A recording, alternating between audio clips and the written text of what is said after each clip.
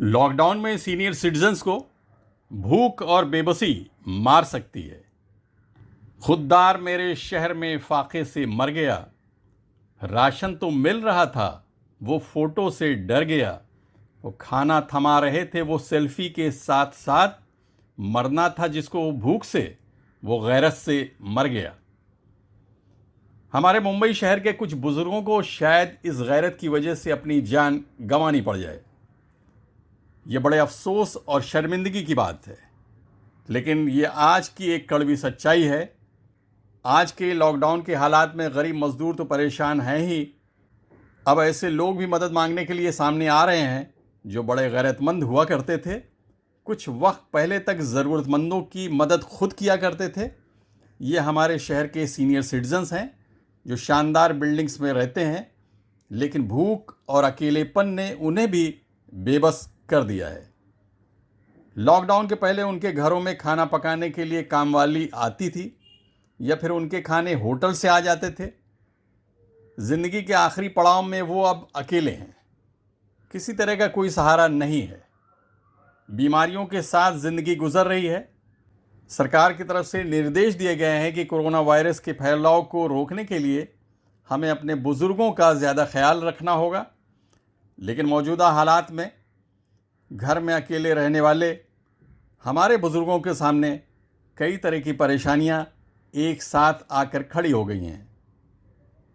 बुज़ुर्गों की इस बेबसी को जायंट्स ग्रुप भाईकला और नश यानी नोबडी एवर स्लीप्स हंग्री इस संस्था के संस्थापक ज़ोहैर दीवान ने बहुत ठीक से महसूस किया। उनकी संस्था इस समय मुंबई के अलग अलग इलाकों में 80,000 ज़रूरतमंदों को 2 वक्त का खाना मुहैया करा रही है। आजकल गरीब मज़दूरों के अलावा हैसियत वाले बुज़ुर्ग जब उन्हें फ़ोन करते हैं तो उन्हें बहुत ताज्जुब होता है कि ऐसी इमारतों में रहने वाले को भी खाने की ज़रूरत है।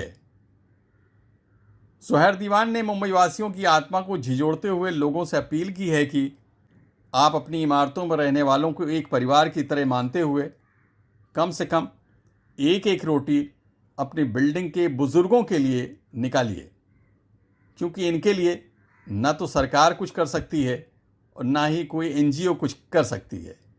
यहाँ आपको अपनी इंसानियत दिखानी पड़ेगी। ख़ास बात यह है कि ये हमारे समाज के ऐसे बुज़ुर्ग हैं जो किसी लाइन में खड़े होकर खाना नहीं ले सकते। इसमें उनकी गैरत और शारीरिक कमज़ोरी दोनों आड़े आती है।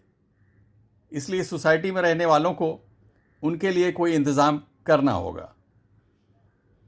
अब अगर ऐसी सोसाइटी में कोई बुज़ुर्ग भूख से मर गया तो शायद सोसाइटी में रहने वालों की आत्मा उन्हें हमेशा कचोटती रहेगी कि आखिर हमने मदद के लिए कुछ क्यों नहीं किया।